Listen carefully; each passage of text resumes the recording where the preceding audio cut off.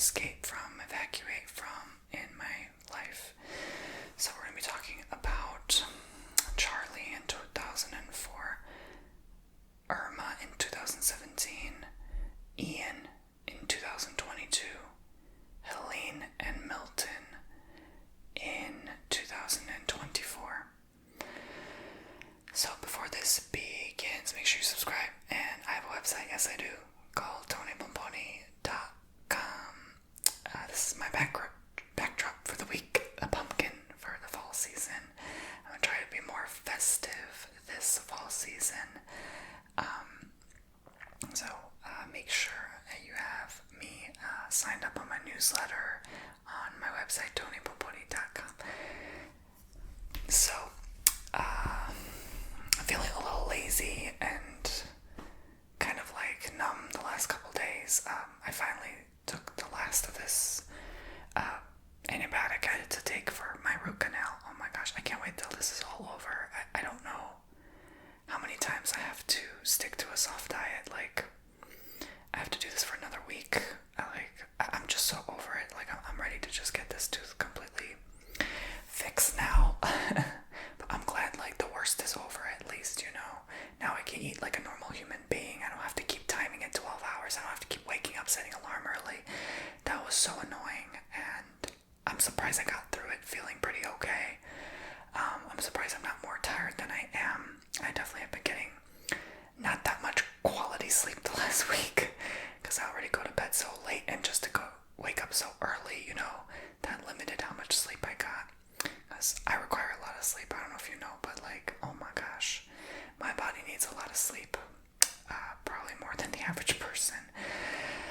So yeah, I'm just glad I could finally get some good sleep at least, and not have these weird side effects. I guess sometimes it makes me like want to stare at a wall for like 20 minutes like this, like, and do nothing. It's so weird. But anyway, because I had to take some for several months once to clear up extreme acne when I was a teenager. So that gave me like weird symptoms, and I think since then, you know, I never should have done that. I should have just let them go away on their own naturally. But anyway, but at least it gave me smooth skin, right? But anyway, so moving on. So this Halloween pumpkin right here fits the theme perfectly, because those hurricanes were spooky. So the first one in 2004, I was 9, just about to turn 10, child. And I don't remember too much of it. I thought we were on vacation in Sanibel Island. We was bougie back then, right? Like, our family had Munty, right?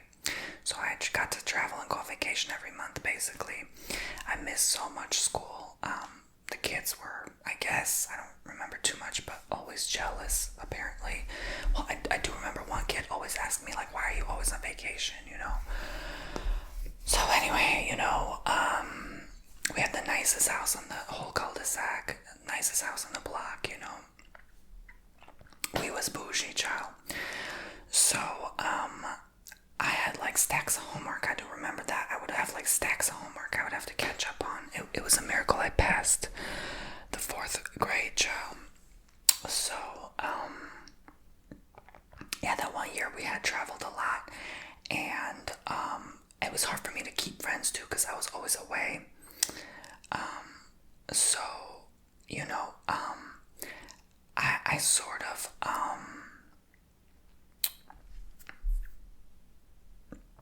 remember, I thought we had to escape Sanibel Island when we went, but apparently that was my memory, right? My core memory unlocked. I don't know, you know. I spoke to my mom recently about this. Maybe it was her forgetting, not me. I don't know. I could have swore. I don't know. I could have swore that it was Sanibel Island we had escaped from. I remember it's obviously it's an island. I go there still to this day, once in a while to treat myself. And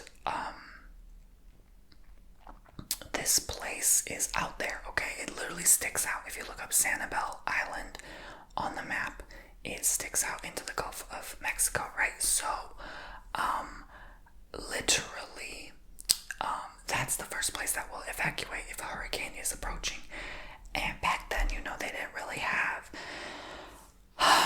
good or maybe radar detection systems or prediction models, right, to refer like where a hurricane could hit.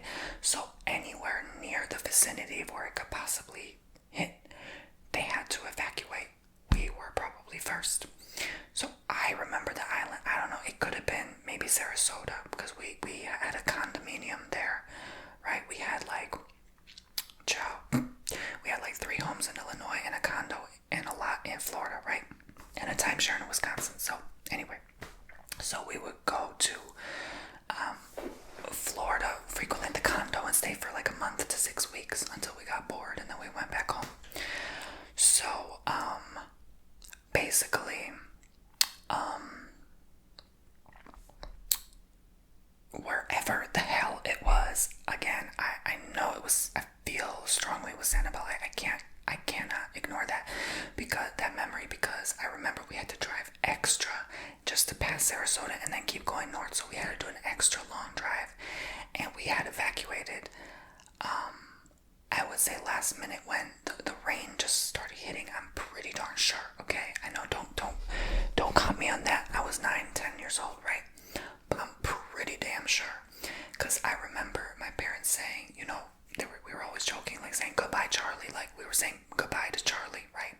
We were calling it by name, right? Because it was Hurricane Charlie.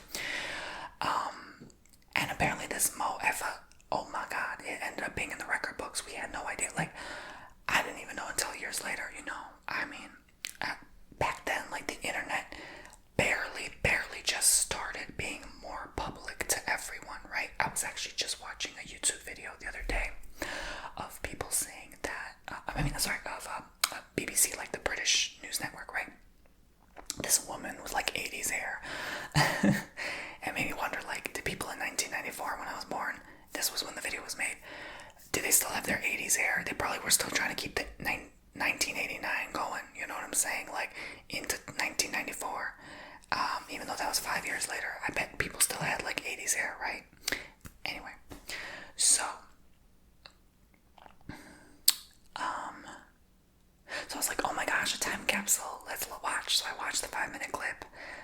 She did a good job. Oh my god, she did that in one take, no edits. Like, I don't know how she didn't stumble over her words. It amazes me when people don't even say they're very well rehearsed, you can tell. Like those popular people who do interviews on popular podcasts, you barely hear them go, they're very well versed, these celebrities. But anyway, so back to my point. I'm sorry, when I talk, I ramble. My dream is to go on Soft White Underbelly. Like, I would love to go on there and just talk my freaking mouth off. Like, I would love to share my story. My partner needs to go on there.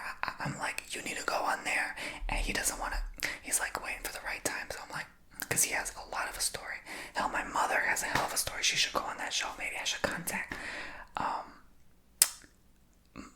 Mark Leda.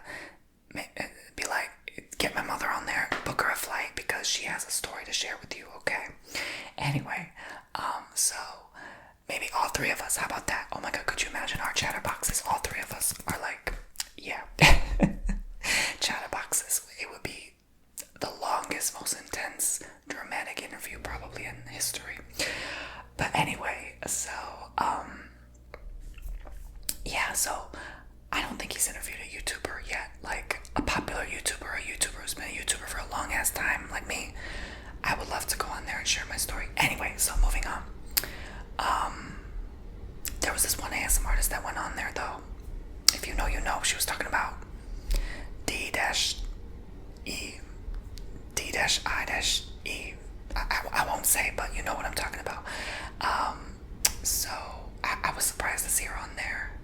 I think her name was Tania, something. Yeah, anyway, moving on. So,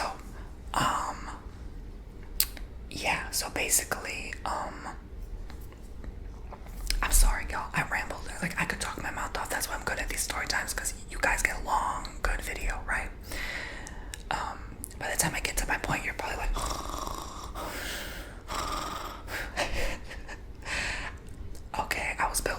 But anyway, so moving right along.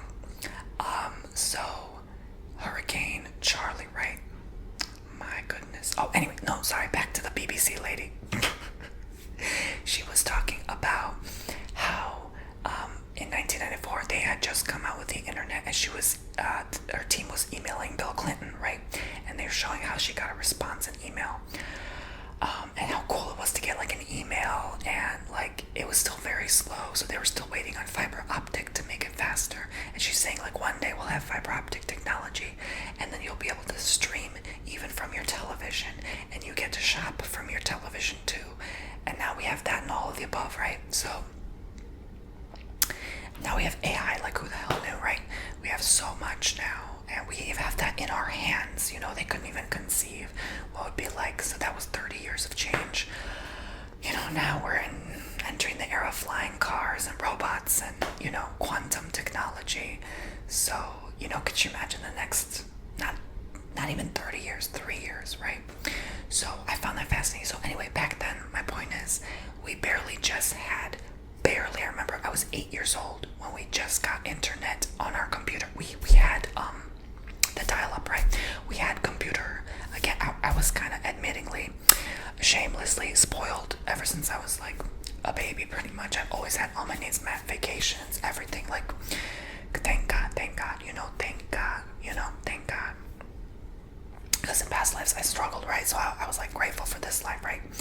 So basically, but you know, they live middle class average, you know. We weren't like, you know, but they always made sure we had everything. So we had a computer pretty early on, but I didn't really get to use the computer for the internet until I was 8 years old. I think that's when we first got it in the dial-up. You know, we had to plug in the home phone to get the internet to where if someone's calling on the phone, you can't use the internet, child. You can't, you know, it's too slow. So I remember going on Nickelodeon.com. That was my first core memory. I think they recently closed after like 29 years online or something like that. But if I'm not mistaken, but yeah, I remember playing games on there, and the loading time was so slow, so damn slow. Oh my gosh. You know, I remember having like a friend come over and we would play together. So anyway, my point is, I'm telling you all of that to say that the fact that I was just a kid and we barely just got a few web pages, right? Like the whole internet isn't the internet as you see it today with billions and billions of web pages, right? There were just a few websites open and online. It was very limited, you know. I don't know if you could even open your own website, honestly, at that time. This makes me sound old as if. So anyway, so it's not like I knew how to do research to look up, you know, Google didn't even come out. I don't even think Google was a thing until, I don't know, like YouTube wasn't even a thing until 2005. And even if it was, there weren't that many videos until like 7, 8, 09. It started getting more and more content. But even back then, you couldn't really research much. People didn't make that many videos, period, you know. And that's why I'm glad I got an early start on YouTube, because, you know, I got the chance, you know, to put me ahead. Anyway, so basically, so I didn't know to research, like, is this hurricane the biggest hurricane it was ever? Or even if it was on the news afterwards, like, I'm not going to remember that, or it's not going to register, you know. Or if my family talked about it, it's not going to be in my core memory, you know. My core memory is evacuating our first hurricane. You know, it was our first, that was like exciting, fun, but scary, you know, spooky. I don't know what time of year it was. It felt pretty late in the year, I think.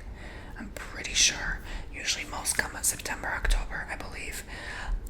Once the oceans and Gulf have had enough time to warm up through the whole summer. And that's when they tend to strike. We were lucky we lucked out this year. There were no hurricanes, but I just remember they had to evacuate us. They all announced the whole island gotta go, right? Sanibel to this day, you know, if anything hits near Sanibel, you got to go. You got to go, right? Like that song. Tell them you got to go. So, I think that was Mary J. Blige, I'm not sure. Or no, was that Missy Elliott? I think maybe Missy Elliott who's saying that. But anyway, that verse. But I just remember, like, it sucked that we had to cut our vacation short. That was the only sucky part. But then we got to drive home all the way back, with the rental car.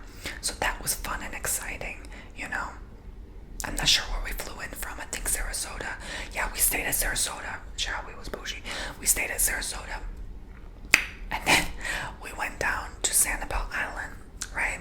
And then we stayed there another week. So it was cut short, though, I believe, right? It was cut short. So the whole island had closed, right? From what I remember, right? And then we drove. And then, we started feeling the winds and the rain fall behind us briefly. And then eventually when we got past Sarasota, we evaded the storm, right? We just barely made it out on time. I think we did very last minute because we were very hesitant to leave. We were probably planning to stay in Sarasota at the condo or something like that. Maybe this was before we got the condo. I don't know. But anyway, so we had to just go, right? To ensure that the storm wouldn't hit us. And, 2 children, me, my brother, and my parents. It was all 4 of us, right? He was probably 12. No, he just turned 13 around that time, 13 at the time. So, yeah, 2 children, you're still a kid, you're still a child if you're 13. So, the safety of the children, I'm sure that's what went through their mind, right? And, we went all the way back. Did we have I think we had the Mercedes-Benz back then, the nice big one with the heated seats. Actually, now I come to think of it, I think so. I'm starting to, the more I tap into it, the more I'm like unlocking memories. So I think we already drove down and then we had to drive all the way back, if I'm not mistaken. I don't know if it was a rental car, but anyway, so yeah, that was a nice car. Yeah, that was a nice car. I missed that car, but anyway, so yeah, so it was fun. We did like probably 5 or 6 road trips from Illinois to Florida and back again. Growing up, that was always so fun to have snacks and cooler and drinks and sodas in the car. And, you get to stop and check out new places in different states and eat at like Shoney's and the buffet. So, we got to do that on the way back up. And along the way, we would just always say, goodbye, Charlie. Like every state we passed, we'd be like, goodbye, Charlie. Like we were saying goodbye to the hurricane as a joke, So we were glad to escape. And then we found out there was a load of damage. Like it was, thank God we escaped. Basically, we did the right thing, So, it was a relief, but still kind of, when you return home, we came back home. It was still an air of sadness. This was before we got that big booty house. Oh my gosh. Yeah, I think we were in 04. We moved like 3 times in 3 years. I remember that. No, 2 times in 3 years. It was the small house. I believe it was a small house up northern Illinois by Wisconsin. Yeah. Yeah, so I believe that's when we returned. Yeah, so I don't think we had that car yet. So I feel like it must have been a rental car. Yeah. Anyway, it's crazy how like with time and age you don't really remember much that happens at all. So yeah, but we were just glad to be back, and basically that's it, that was our experience. It didn't really hit us. That was the first escape hurricane. So let's move on to Hurricane Irma. So this was many years later. I'm living on my own in my apartment in Florida, living my dream, working full-time on YouTube, and as I continue to do so, and getting all these sponsorship deals, just like having, oh my gosh, like all the attention I could ask for every month. I had like a media interview to do. So like, I felt like I was definitely on the top of my game, top 1% of earners for a 23-year-old. Like I was just like, yep, this is it. I made it. I did it. I made my mama proud. That kind of energy, right? So, and then this hurricane out of nowhere. I remember I met up with one of these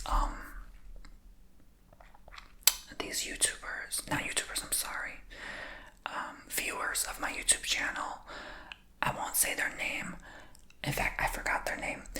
I don't know who it was. Honestly, I forgot.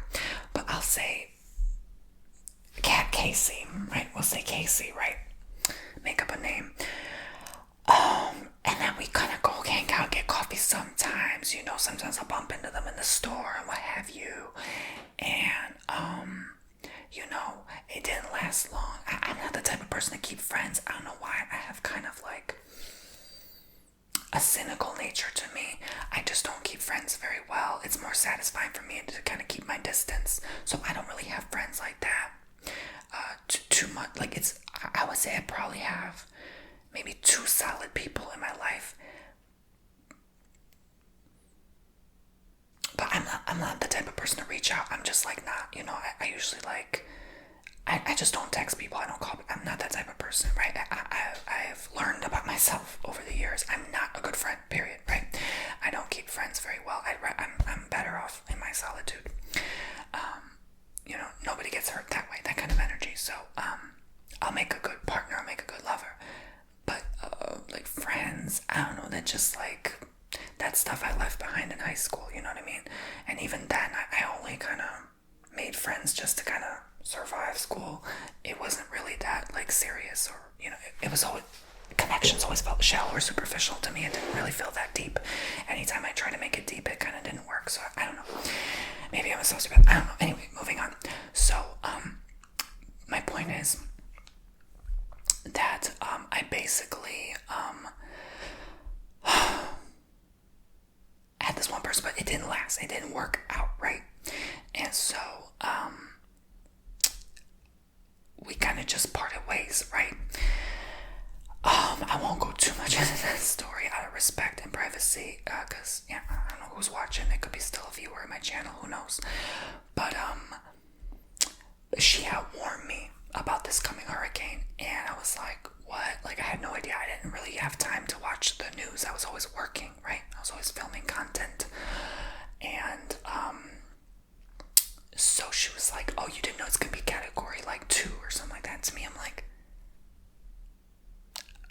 okay, like a 2 is not really that big of a deal, I just kind of brushed it off. No, you don't understand. It's gonna be a direct hit, in Bradenton, where I used to live.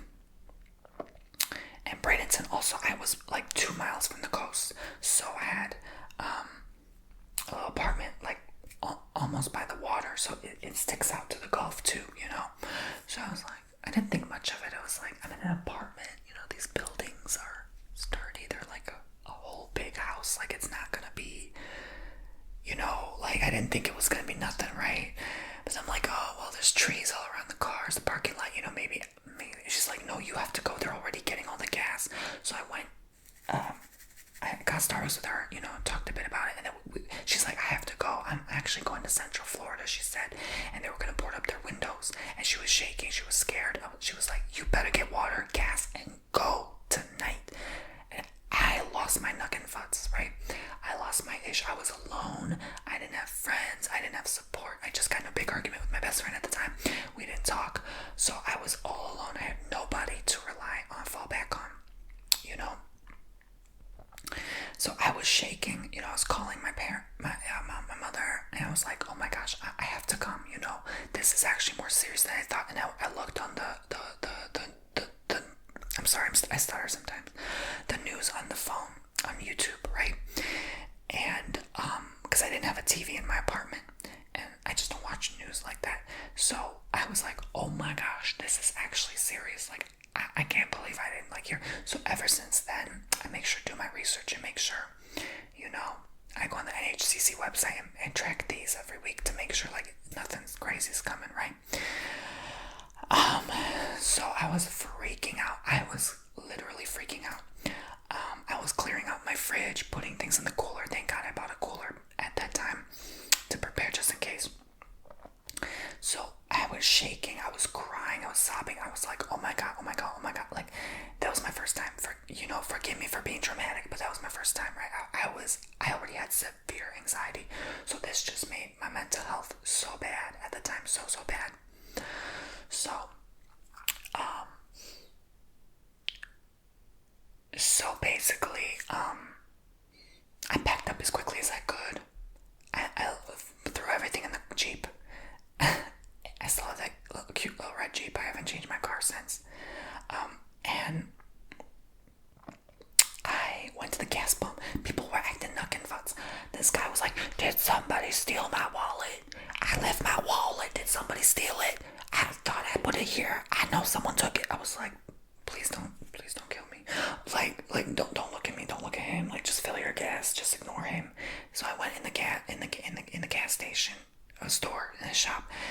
"Do you have water?" He's like, "Yeah, we have bottled water." Oh, thank God. I was like, I'm looking everywhere at grocery stores. I went to the Winn-Dixie that was across the street from me, walking distance. Nothing, right? I went to Walmart, nothing. So I went to that gas pump and then finally found gas there. It was like the last place that had gas in the whole town, I think. And then I bought like 6 water bottles. I remember I bought like 6 water bottles from the fridges, and I said, "Is it okay if I buy all these?" He's like, "Yeah, no one else is buying them." So I bought them. It was like Aquafina or whatever. And yeah, I left, and I figured these bottles will last me until I get far enough to get some water from a store or a gas station or something, maybe in Georgia, Tennessee, right? So I leave. I drive up north, and I basically drove pretty much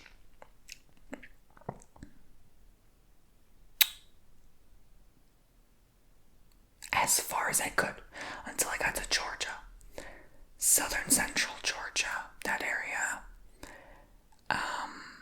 I think that would be by Macon, maybe, but it's definitely south of Atlanta. I didn't make it that far.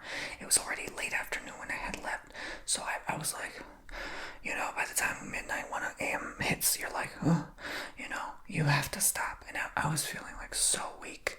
I was already so worn out from being so fearful. And so I call up a different place. This was before I had a Marriott or Hilton credit cards. I don't even think I had a single credit card back then. Honestly, I was just starting, building my score up more and making more income. So it was like I didn't get approved for like the best credit cards, yet. And so, and I didn't know these things, resources existed. No one taught me about like even like travel credit cards. I didn't have like financial education really, so I was just kind of doing things on my own really. I never had, I still don't. I don't have an advisor. I just do everything on my own, just learn on my own. So basically I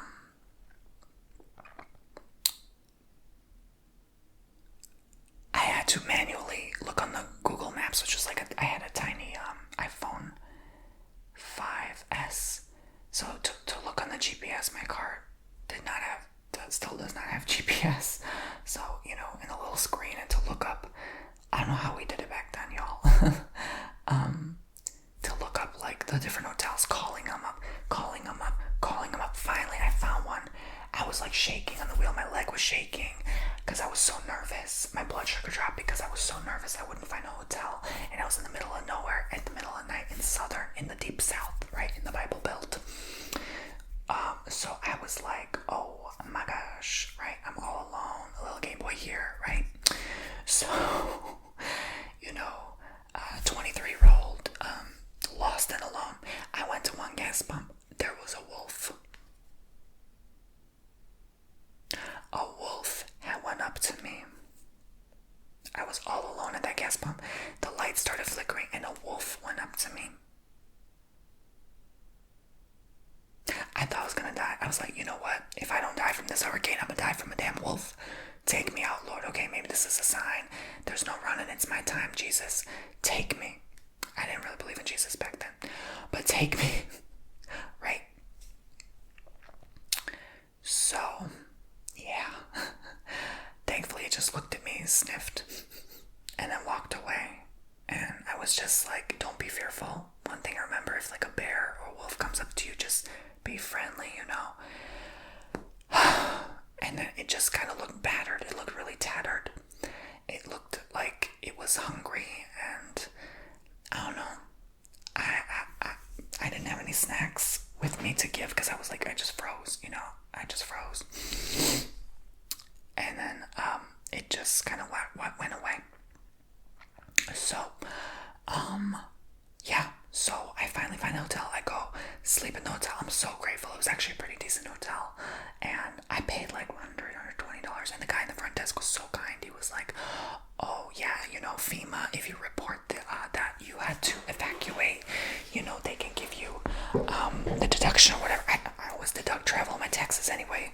But for a hurricane, because I travel for work. I work from when I travel too, so I'm able to deduct them. But what I'm saying is, I had the option, but then when I was like, at the time, I looked it up. They were like, "Oh no, if you make over $60,000 a year, like you can't claim any benefits." So I was like, "Shiz," I definitely earned more than that. So yeah, still do. So like, you can't claim that. If it's under 60K, then you can get help and benefits from FEMA. So yeah. But anyway,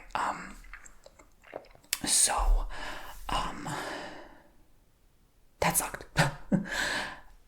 Yeah. I had to throw out like all my food. Like, it's just, you can't claim any benefits. It's just, oh well, you have the money, you make it. You can't, So you're on your own basically.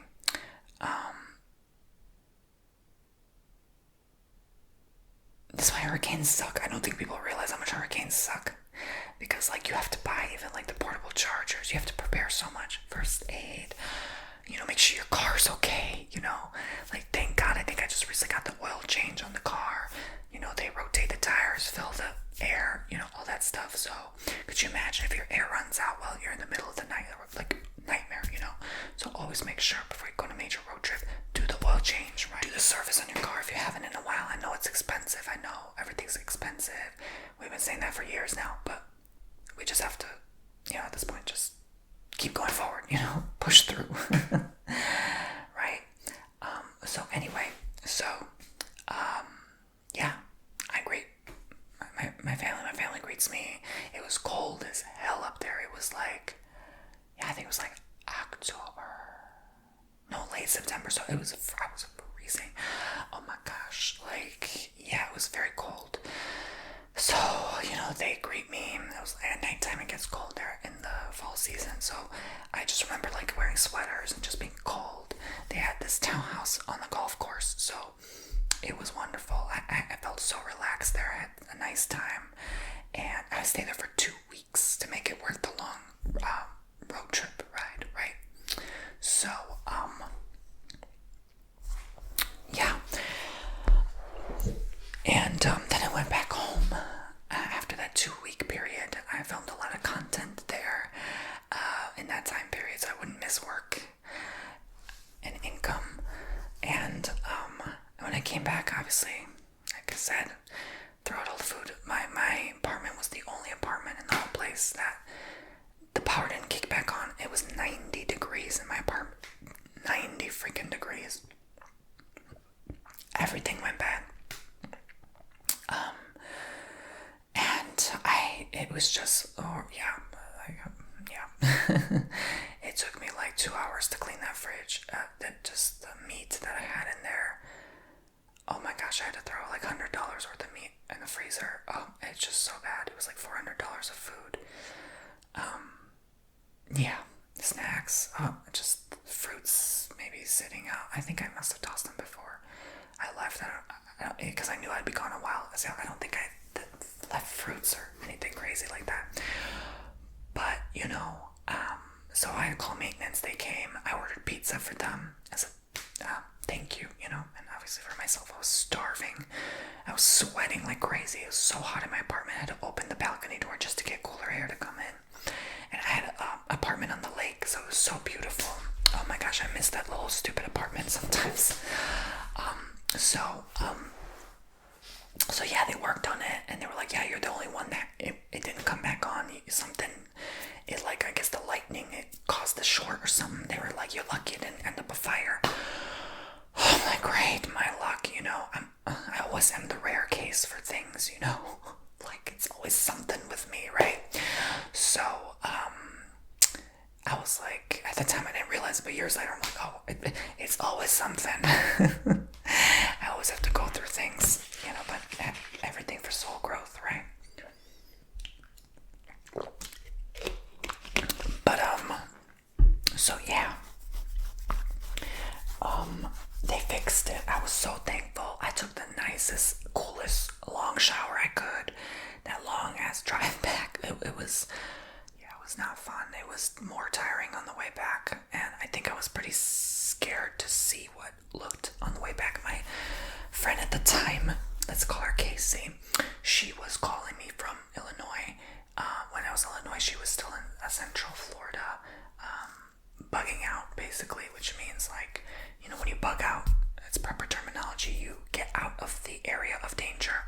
I think she stayed more near Orlando, which was wise, and they boarded up that house they were staying in the country, but they still got a lot of, like, rain and wind even in Central. So that's how bad Irma was. She said she went to go check my apartment and was on call with me while she was doing it, and she didn't, like, check the inside, she just checked the outside. But she said that there was a lot of damage on the parking lot, and someone's car got smushed by a tree, and they were talking to maintenance, and she was sobbing. So I was like, thank God I got out of there, you know. They said the winds were around that area only 60 miles an hour. But the gusts were like 80, 90, right? And just even only being that wind, it was enough to cause that much damage, you know? Because the eye had just barely missed or passed it. It hit Bradenton, I believe, but, like, not the eye, thankfully, I don't think over where we were quite. It was just a little bit just over, right? So, but you know what happens when you're by the eye, you know? You get so much damage and tide and surf, you know? I'm just really crying because it was like, just, you know, when I think about, like, all the damage that, like, all the people had to go through for years, it's just, it was like one of the most triggering things for me to this day is, like, if another hurricane hits, I can't get over it, you know? Think about all the damage, all the things people lose. It just, when I heard that the car got smushed by the tree, I just sobbed.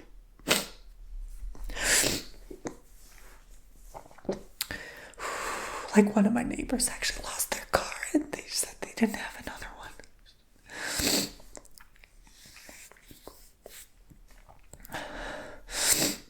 Because, you know, rent there was only like $800-900 a month. Like, they started accepting, you know, Section 8 there too. So it was like, you know, people already were not making it and struggling.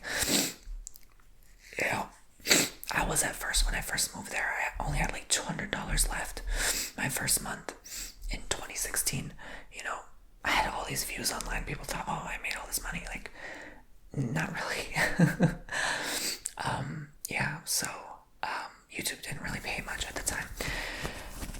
So, you know, I was just myself barely getting by too, but like in 2017 it got a lot better, obviously. So I felt for people. I donated to causes that were affected by the hurricane, and you know, any chance I could get, you know, I was like, I'm gonna start helping any other hurricane that happens. I'm gonna start, you know, reaching out and doing my best to make sure everyone's okay, all my friends, all my family, you know.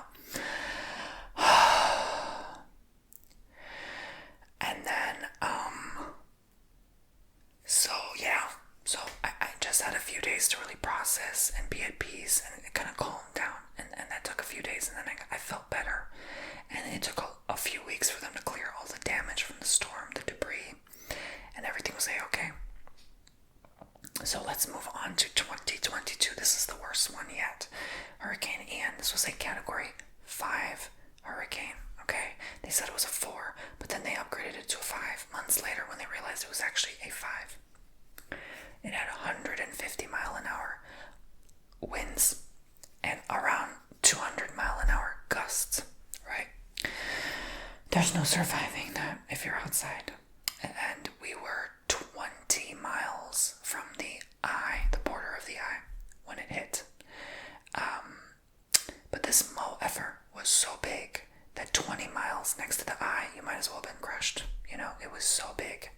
It was enormous. And it grew up in speed and velocity so quickly. And the way it hit, it was the worst scenario you can possibly imagine. It tore. So basically, I've been keeping a track of this Hurricane Ian. In 2022, I had my own house with my brother. We were living together at the time. And, you know, it was a nice, spacious home. Big roof. You know, biggest house on the street. It was just beautiful, and it had such a nice color roof too. It was like a nice brown that matched with the yellow paint on the walls. And oh my gosh, like, let me tell you, the shingles got torn. Like a quarter of the shingles got torn up in all sides of the house. It did. We boarded up the house. It scraped damage, paint damage, all in the front, the exterior. The lights shattered. Flood water a little bit came in through the doors and the windows, damaged the siding. And when I spoke to my neighbor after, he was an octogenarian, elderly male. I don't know what they were thinking, but they decided to stay in their home. They were next door to us. And they said it was so bad, like the walls, literally, you could hear them breathe and move and feel them and even see them rattle. He said a snake was hanging and dangling from his gutter. A little snake got thrown on his roof and started crawling from his gutter. It caused so much damage in his house. Unspeakable damage. Water was everywhere. It's just, he showed me the water stains and damage. Oh my gosh. And then he was asking me for a referral because my stepfather runs a gutter business, so I was giving him a referral to get him a gutters because he didn't have gutters. It's so weird in Florida. Why, when you buy a new house, you don't have gutters? It's so freaking strange. Like, you need gutters in Florida. You know, you're gonna get mold. So, anyway, and the soffit that prevents, you know, any water from coming in for the most part. And his gutters were good. They survived. You know, all his clients were like, yep, your gutters were good. They survived this hurricane. So, it hit Fort Myers, but it affected a lot, like, from Tampa through Naples. That's how big it was. That's how much it really covered. My brother bugged out in Naples at his boss's house.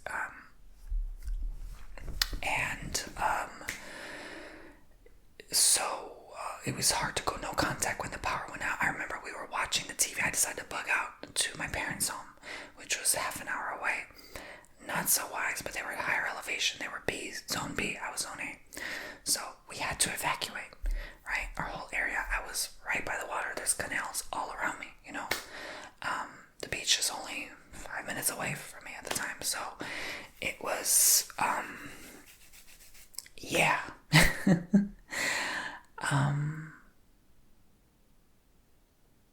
It was terrifying. I was sobbing in the bathroom before we left. I was just sobbing and sobbing and sobbing and sobbing. And then I had the strength.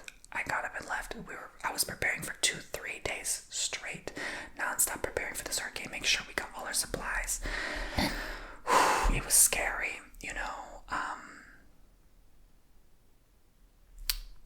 Yeah, I won't go into details, but so we stayed at the house. Still, the hurricane hit at the house. It was 12 hours of nonstop ripping rain and wind. Like, it's like being in the middle of or near a tornado for like half a day. Like, that's how it was. Oh my gosh. Literally, the windows were breathing. The windows were moving. Like, it was just so bad.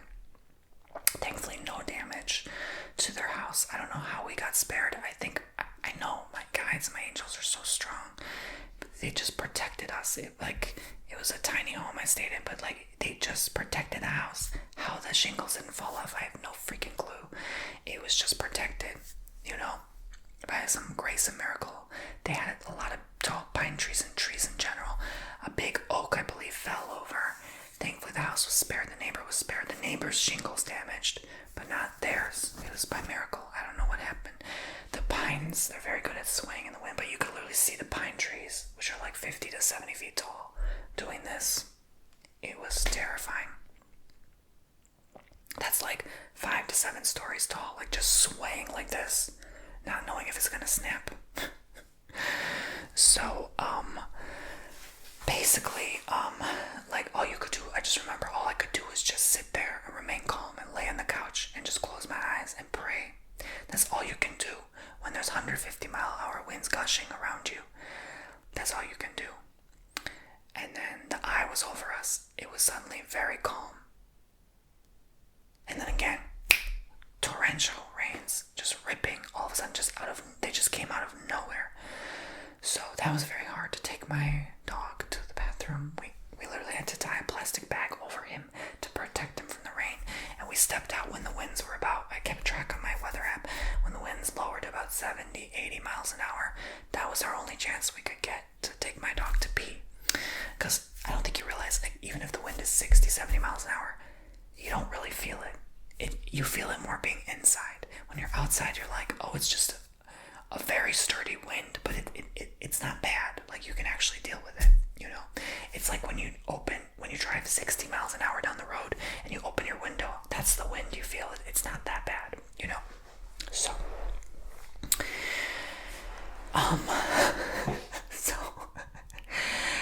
oh my gosh. We were stuck for 4 days and 3 nights. That was my 3 nights of darkness to me. Like, that was my 3 days and nights of darkness. Like, I already lived through it, child. Like, yeah. Floodwater all around. We couldn't go anywhere. You couldn't drive. We were stuck in the house. I started getting so restless. I started crying because I was so restless and agitated. Look, stop telling me I'm a crybaby, okay? I have a lot of water in my chart. I have a ton of Scorpio in my chart, okay? A lot. Scorpio, Pisces. Like, I have a lot of water. So I'm a crybaby, okay? So, yeah. But, basically, I was agitated. I was like, I have to get back to work. I can't work. I can't function. I was losing, money, just like waiting there, sitting there, when you don't, you can't function, when you don't work, right? But I'm like, okay, let me stop thinking about myself. Let me think about other people. They're also going through it. So anyway, we had tried to drive the car to get out. No, the car almost got stuck in the water. We had to drive all the way back. I was so scared. And we only had radio to listen to on the news. All power was down, all internet, all cell tower down. The river flooded the whole town, literally. The dam broke and flooded the whole town. So we were stuck. People were literally using kayaks just to get around and ask if we're okay and check up on people in the area. We were stuck, man. The whole neighborhood was stuck. Just our luck. And our street got hit the worst, right? So basically, we barely just had enough rations to get through. Our neighbors didn't have schnit, so we had to give food for them. Thankfully, they got through. We got through together. We had to ask the other neighbor next to us at my parents' house to get a plug, a long electric plug. Thankfully, that guy had everything we needed to give us some power to the fridge, to keep the food all right, to get us through, right? So the backyard wasn't flooded. It was the streets that were flooded, right? Because the houses they build them here, like, you have to have a little elevation for the house. And so the flow water got up to the car on the driveway, almost hit the house. If it was one more foot, it got like 5 feet of water up. If it was one more foot of water, we would have got flooded in. And then it's no longer safe, right? You have to leave because it's disease and stuff. And, God forbid, alligators and stuff. So there were people literally walking in boots. Like this one neighbor that owns an Airbnb behind my parents' house. They were literally walking with boots, like water up to here, lifting their daughter on their shoulder and asking what came all the way from up north to check on their Airbnb. Their fence was broken. The pool screen was up, I think a little gone. I think it was gone. All people's pool screens gone. It took years to even, rebuild after Ian. So it did $50 billion in damage, this hurricane. Even people in Tampa, like I said, even people in Naples, there was damage on the streets. People literally, like in Fort Myers, 150 people passed away. So in my mind, I'm like, why the hell did I not? Did I stick around?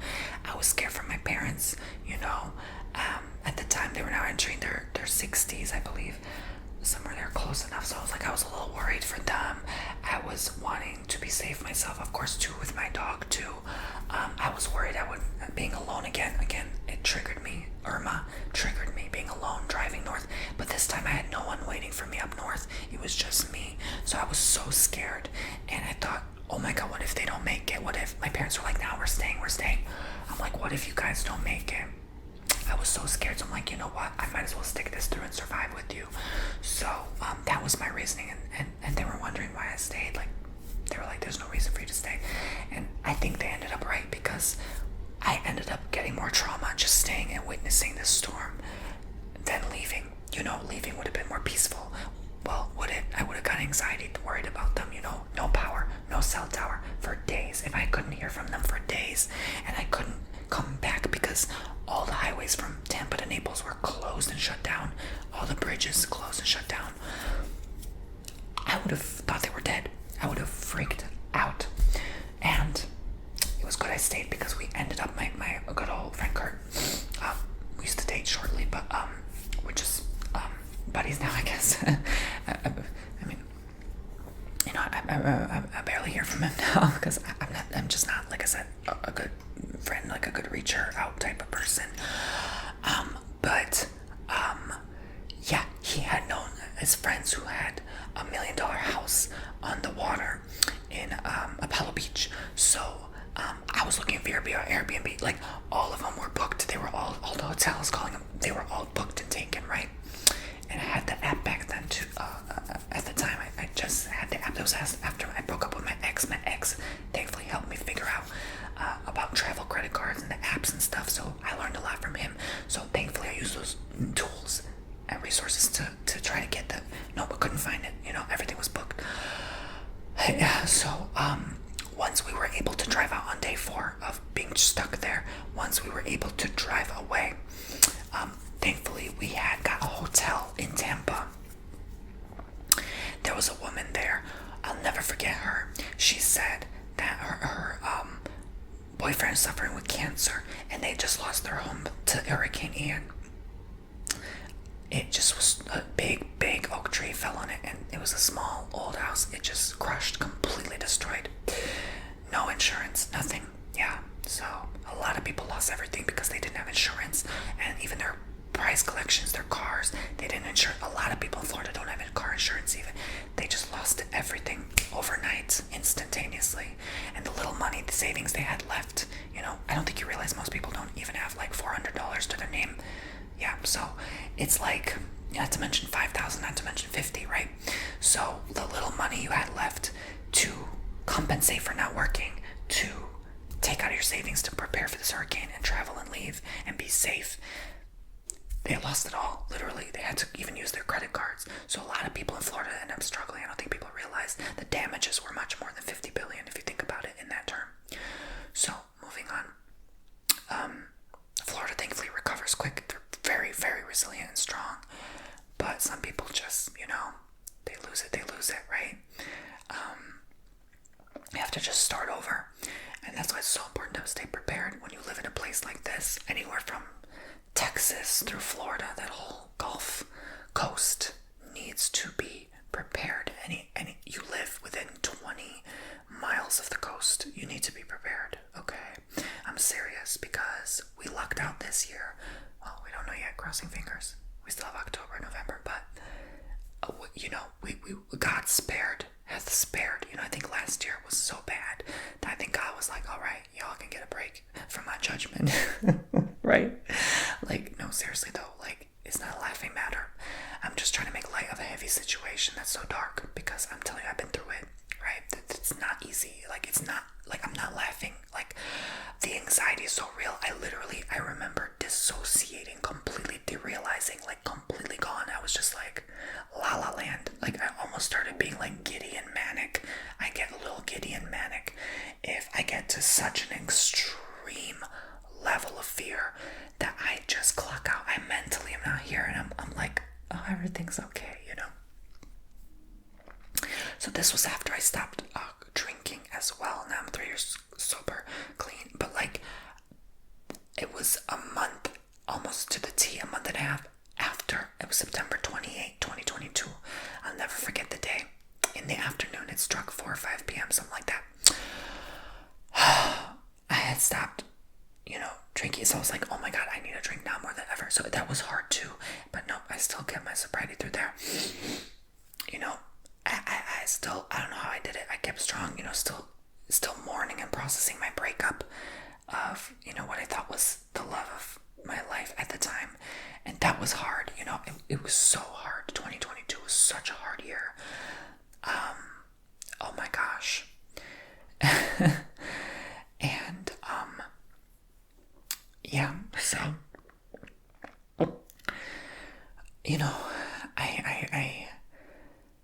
that's something I'll never forget, I'll never forget.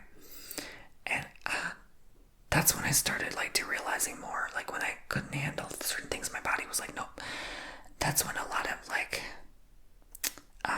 other bodily issues started happening after, weird symptoms and side effects, because of the trauma of the experience of that storm. It was very intense, and I feel hypersensitive sometimes. I feel very deeply, so I was feeling the collective pain of Floridians, the collective hardship, and it was just too much. So anyway, once we were in the hotel in Tampa, I was asking my friend. He said, good news, my friend has this house. We booked the house for the week. It was very nice to just have somewhere to live. I felt homeless, I had nowhere to go, I called the emergency services number of the county. Hey, is there flood water there? They said, thankfully no, but there's still no, like, services or help there. There's still, like, road blockage, and there's curfew, so you have to get back by 6 p.m. You have to leave, the road that was connecting the road into my community. Otherwise, they completely closed down. So, like, I was like, oh my gosh, I was trying to call my neighbor's number. They weren't answering. No signal, no cell tower. So, making sure they're okay. So, basically, after we came back home, it was just so sad to see the damage on the house. I think I was happy to be back. Internet gone, power gone. Again, just like Irma. Toss all the food. I was a prepper back then too, so I had like $400 worth of food in the fridge alone. Throw that all out. I had emergency survival buckets. I bought $1,500 worth of those. Throw them out, right? They can't stand more than like 70s, 80 degrees, let's say, of temp. Like, it was just, again, 86 in the house for 2 weeks, 2.5 weeks. Yeah, it's gonna go bad. It's gonna get mold, and there was water, coming in through the tiles. I was like, I have to toss these out. So, oh my god, I had even more. Actually, I think I threw like $2,500 worth of food actually in the house. Because it was like, I had also all these rice and beans and canned goods, and all gone. Like, no, you gotta throw them out. It's not safe, And so, I had to go to, where did I go for internet? I don't know. It was a long story short, once we got, like, what do you call it? Light back. The electricity, right? Power. The lights were flickering when I would do the laundry machine. I'm like, that's odd. Call FPL, Florida Power Light, right? Immediately they come with like 5-10 people right away, 2 big trucks. Boom, boom, we got your back, Yes. They don't want to get sued, child. Like, if someone gets electrocuted. So, they were so kind, so polite. the bravest, the kindest people. They were getting, but we were getting backup from North Carolina. I remember seeing people at the hotel coming, whole teams of FBL. We kept seeing truck after truck after truck, really thousands of trucks. God bless them. God bless all. I mean, they were being paid threefold, like probably $90 an hour to do this work. But God bless them. You know, I hope, you know, they saved up all that money, fed their families, like, yeah. So God bless those people who were emergency services who helped get the electric back and running. Again, they were saying, lucky me, I'm the only one on the whole street who had this problem. Oh great, lucky me, right? So even my neighbors, like with the shingles, like they lost just like the little tip of shingle, but they didn't lose the paper. I lost the shingle, the paper. Oh my gosh, like they had to replace the whole roof. $30,000 in damage.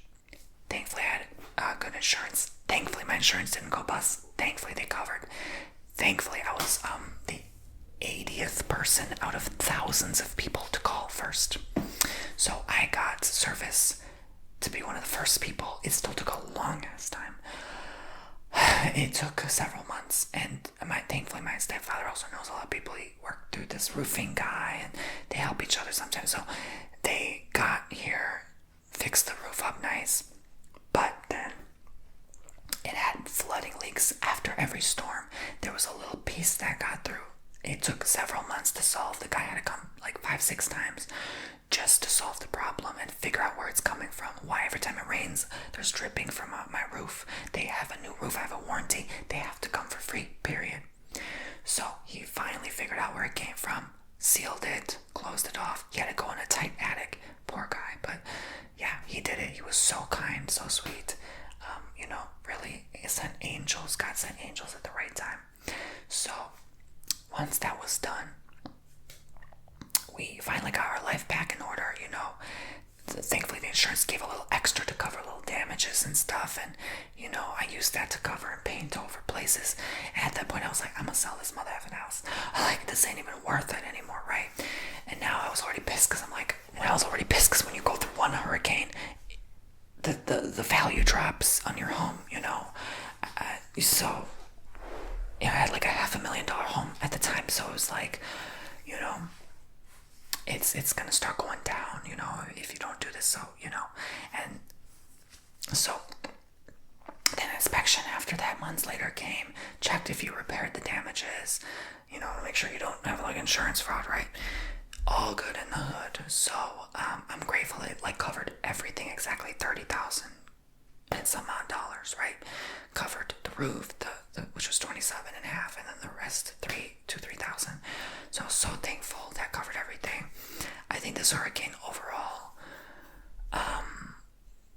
from the house rental, the hotels, the food, the damages, everything I threw out, probably cost me like $10K. Probably did like $10K in damages, if I'm not mistaken correctly. So like personal out-of-pocket expenses, so to speak. So yeah, I believe there was a few things we had to throw out too, in terms of furniture and things, even in the garage that had gotten some damage, I believe. So yeah, even like backyard, well, maybe wasn't too much, but could have been. I think started getting like this rotten mold from the tile, because it was just so much water and rain, and yeah, it just it was a miracle. So I won't go into little details. I already made story times about these. So Ian was bad. Next, moving on to hurricane. I forgot the order. I believe it was Helene, then Milton. It was one in between two, I believe, or one before that. I forgot which one. Irene, maybe. I think Helene, Irene, Milton, something like that. But we were only affected by Helene and Milton, okay? Because they go in alphabetical order, so I'm pretty sure it was H and an M, right? Helene, then Milton, which were the two hurricanes. Helene and Milton both were the hurricanes that, here's the Florida, right? This is Florida. It's kind of at an angle on the Gulf, right? This is the West Coast, right?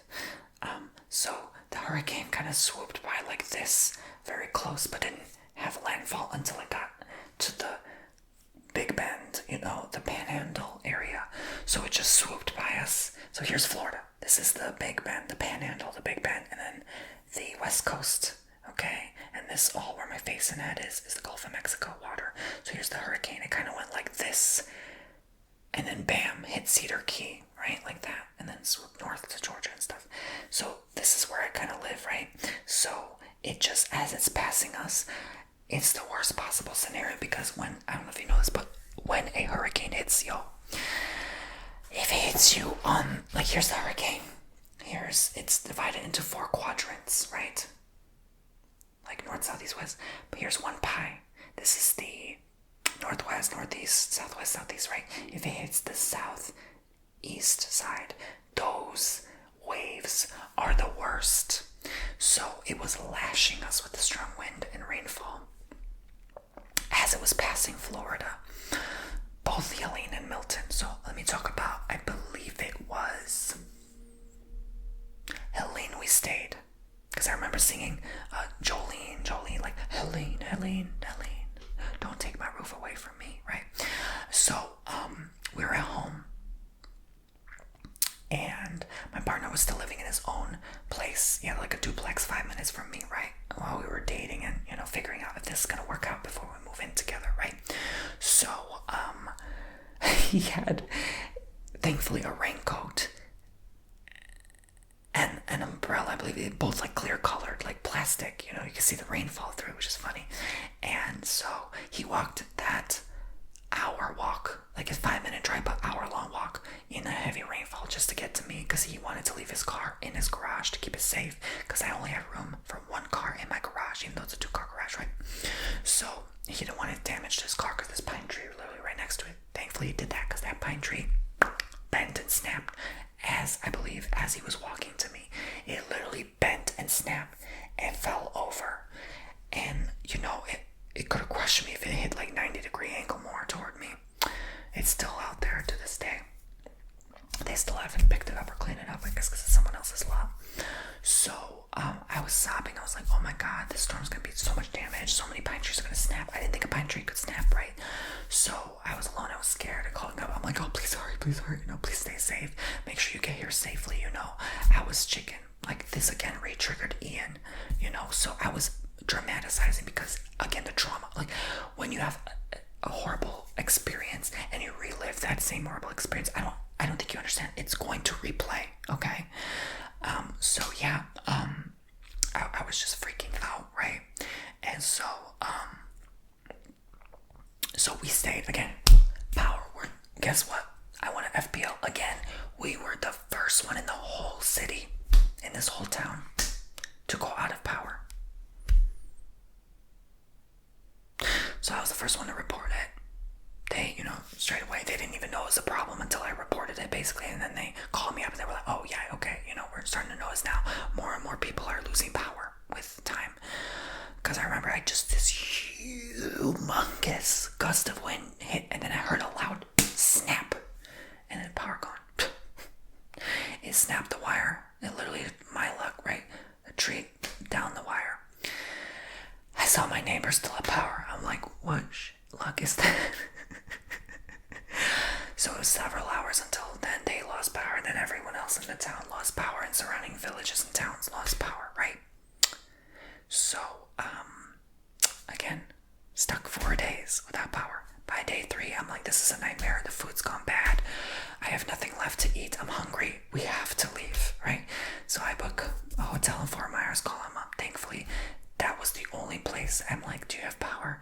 They're like, on and off, but it shouldn't affect your hotel room because we have a big generator. They were like, we're not supposed to tell you certain things, but yeah, like, we're good. I was like, oh, okay, so I'm coming. So I drove the way. I was driving in the middle of the night. It was dark.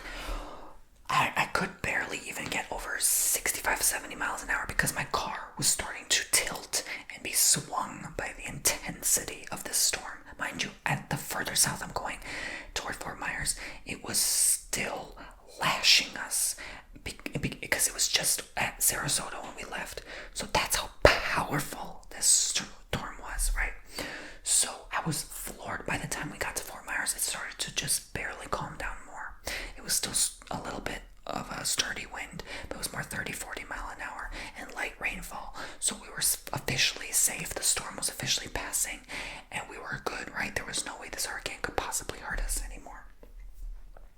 The hotel room had power, but I think my partner dissociated a little bit. He was quiet. He didn't really want to talk to me. He was just scared. He told me later he was just scared from the car ride. He wished we didn't do that because it was so scary. I'm at this point, like, life kind of toughens you up after a while. He's a very strong person, but like, hurricanes now are not enough to really crush me as they used to.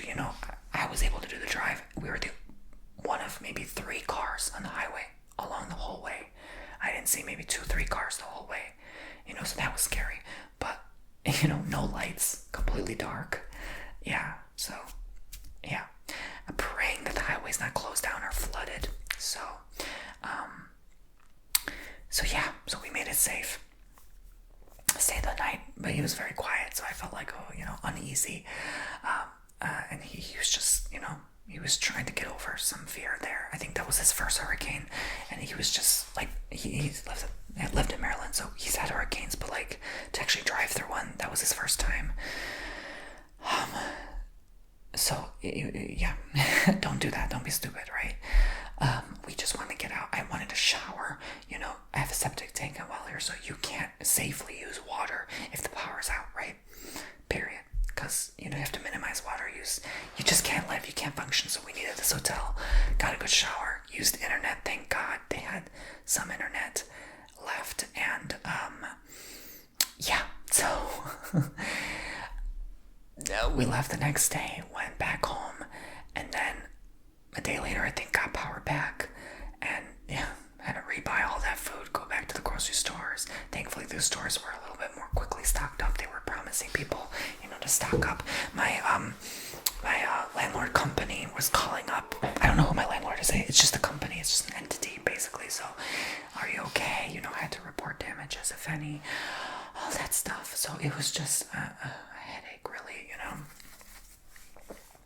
So basically, I was glad I didn't have to go through renter's insurance. I definitely took pictures of everything beforehand, making sure there was no damage, right? So the 5th and final hurricane, it was also in 2024. So Helene and Milton, 2024, last year, during the fall season now. This was more October. I believe it was October 17th, somewhere around that, 12th or 17th, something like that, right?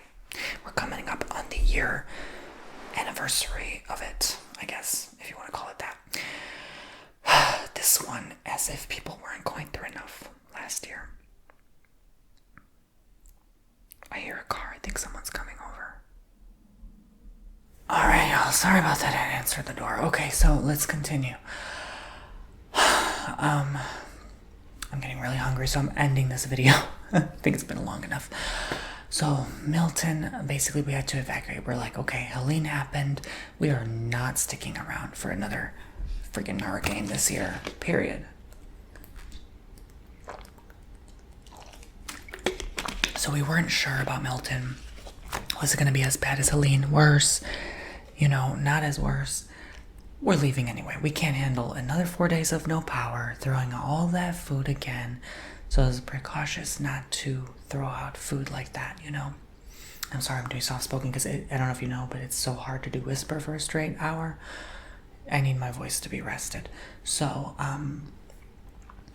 basically, yeah. So we left. We went up to Maryland with his car. So we were thankfully gave permission from his friends to stay over their house for the period of time, the few days. And then we had to come back because he had to go to work, and obviously I had to, for me it wasn't a problem this time because we got a car. I was able to bring my filming equipment, and so that's when you saw videos from me filming in Maryland. I was able to film there. But, thankfully it wasn't that bad damage, but there was power outage, so it's good we still left. And obviously no power, no internet, so couldn't work, couldn't function, so I'm glad we left. So that's pretty much what happened with Milton. We came back home.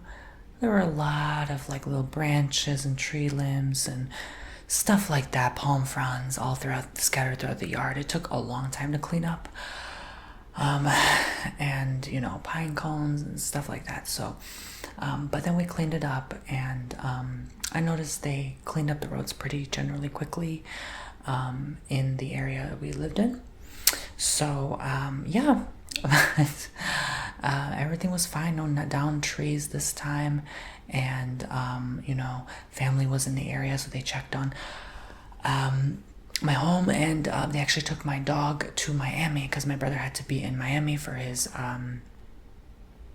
appointments and checkups for his eyes, which he's still doing to this day now, for the past retinal detachment he's had in both his eyes since January of last year. So it's been almost 2 years now he's had to undergo this, unfortunately. But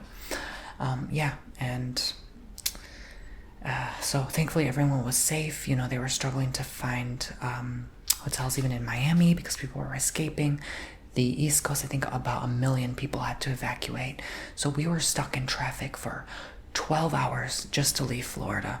Yeah, to go from Southwest to Jacksonville area took 12 hours because the traffic was coming to a slow grind halt.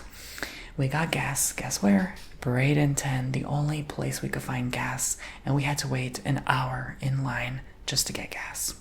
And thankfully, we got just enough gas to where the tank didn't get emptied out, because all other tanks were emptied and that was the only one left. So we were so nervous. Like, I remember there was like people like going inside to pay for the gas, and we were just crossing our fingers and praying to the good Lord that there would be enough gas to just give us to make it out of Florida and Georgia. And even through Georgia there was slow traffic, even into southern South Carolina, because that many people were evacuating. Once we got out of southern South Carolina, traffic was okay again. And I think that's pretty much where the mass majority of people stayed anyway, like Hilton Head, Savannah. We had to get a hotel overnight in Savannah on the way north. It was so hard. They were so expensive. They price gouged the crap out of their nightly stays for a room, and so we got a suite, thankfully, at a okay place. It was nothing special, the deep south. It was just but I was not about to pay $500-600 for Hilton Head, and it was half an hour out into the water. I'm like, yeah, this ain't even worth the tax deduction, right? So we just kept deciding to just go to Savannah instead, because we were going to keep driving to Hilton Head, but we were like, no. We were too tired. We were driving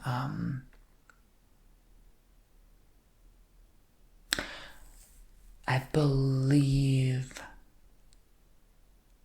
no, we were driving his car, yeah. Oh, on the way down though, I believe we drove a U-Haul because he had to get some extra things from his storage unit. So we did kind of 2 in 1. So it was on the way back we were confused. We were going to stay Hilton Head, and then we decided to stay Savannah. I think that's what the case was. Oh, but on the way north, it was actually, we didn't stay at a hotel. We actually slept in our car at his truck stop, at a rest stop, because there was no hotels at all. Yeah.